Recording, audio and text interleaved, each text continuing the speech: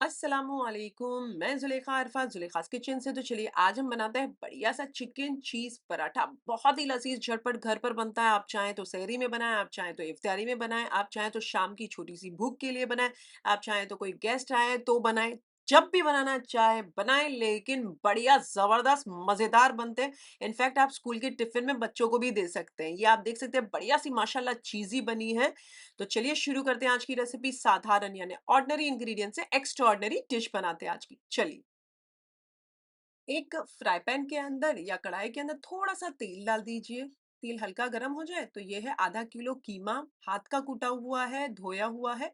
कोशिश कीजिए हाथ का कूटा हुआ तो स्वाद बढ़िया सा आएगा। मैंने यहाँ हाथ का कूटा हुआ लिया है, लेकिन हम मशीन का भी ले सकते हैं। एक बार मिक्स कर लीजिए। अब इसमें डाल दीजिए एक छोटा चाय का चम्मच अदरक लहसुन का पेस्ट, नमक स्वाद अनुसार।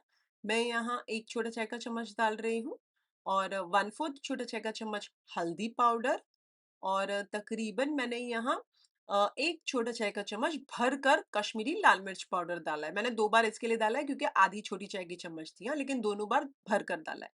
अब इसे चला लीजिए और इसका पानी सूख जाने दीजिए। बार-बार चलाते रहिएगा कि कीमे का कलर भी चेंज हो जाएगा और पानी पहले तो छूटेगा और फिर उसके बाद सूखेगा पानी।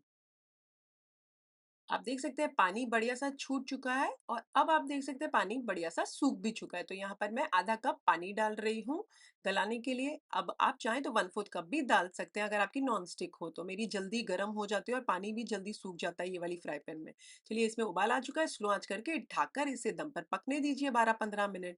जब 12-15 मिनट हो जाए और नीचे लगने लगे हल्का हल्का, तो बस वहां आपने चूल्हे को कर देना है बंद। ये आप देख सकते हैं हल्का हल्का नीचे लग चुका है।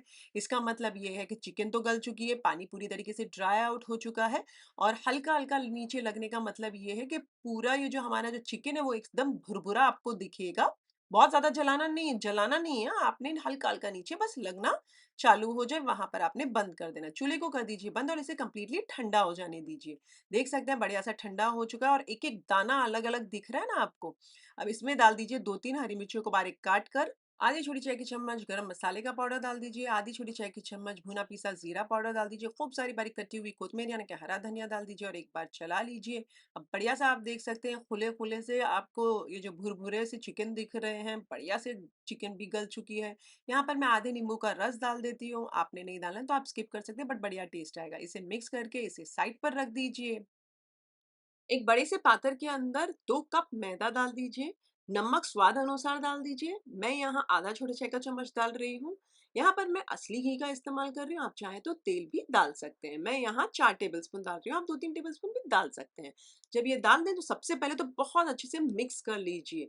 बढ़िया सा अच्छे से हाथों की मदद से कुछ ऐसे गड्ढे भी लगे तो उन्हें फोड़ते जाइए ऐसे।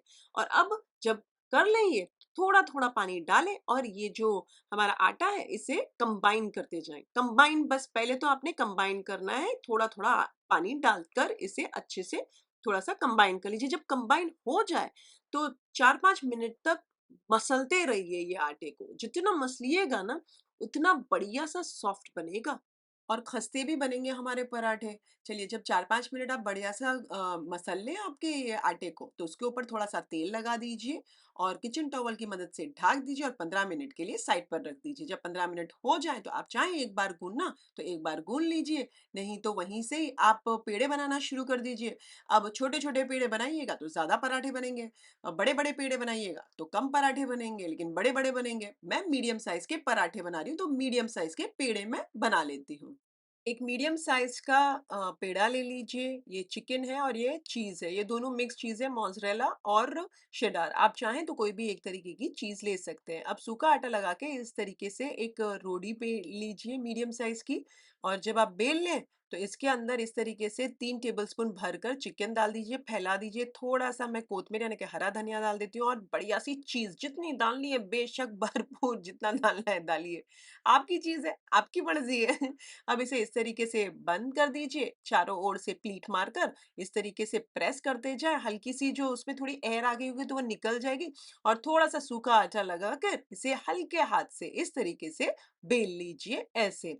वैसे भी मैंने बड़ी रोटी बेली थी, मेरी रोटी बड़ी थी, तो ये जो पेड़ा भी जो आप देख सकते हैं कीमा डाला हुआ है, वो भी ऑलमोस्ट बड़ा ही था, हल्का-हल्का साइज़ से मुझे बड़ा करना था। तो बढ़िया-सी थिक भी बनी है ये वाला पराठा और मीडियम साइज़ का भी बन चुका है। इसी तरीके से एक-एक बनाते जाएँ पराठे, जिसमें आपने जितनी चीज़ डालनी है ये टोटली आपके ऊपर है, आपकी मर्ज़ी है। मैंने एक में बहुत ज़्यादा डाली है, एक में थोड़ी कम डाली है और एक में बहुत ही कम डाली है, थोड़ी भी नाम भर की डाली है तीसरी वाली में तो। अभी टोटली आपके ऊपर है, आपने कितनी चीज़ डालनी है। आप चाहें तो एक-एक करके बेलती जाएँ पराठे को और सेकती भी जाएँ, बट मैंने तीनों पराठे एक साथ बेल लिए हैं, एक साथ सेकूँगी। अब सेकने के लिए चूल्हा फ़ास्ट आँच पर गरम कर लीजिए, अच्छा गरम हो जाए तो मैंने ये डाल दिया है मेरे जो पराठे हैं और बढ़िया-सा असली घी चारों ओर लगा दीजिए, चूल्हे को मीडियम आँच करके इसे पकने दीजिए। कुछ सेकंड पक जाए तो पलट दीजिए और बढ़िया-सा उलट-पलट करते हुए इसे स्पैटुला की मदद से हल्का-हल्का प्रेस करते जाएँ और इसे पकाते जाएँ। थोड़ा बीच में लगे असली घी डालने जैसा तो डालते जाएँ। अब इसे तब तक पकाएँ जब तक दोनों ओर से लाइट गोल्डन ब्राउन नहीं हो जाती और चूल्हा मीडियम पर ही रखिएगा, फ़ास्ट मत कीजिएगा। जब दोनों ओर से लाइट गोल्डन ब्राउन हो जाए तो निकाल लीजिए इसे।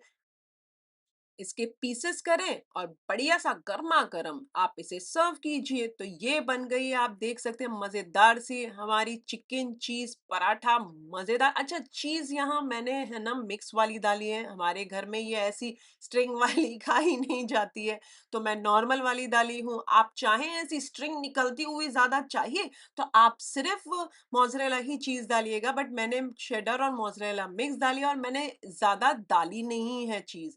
आप जितनी डालिएगा उतनी आप में मज़ा आने वाली है, ये आप देख सकते हैं माशाल्लाह। मैंने इसे हरी चटनी के साथ सर्व किया है, आप इसे टमाटर सॉस के साथ भी सर्व कर सकते हैं।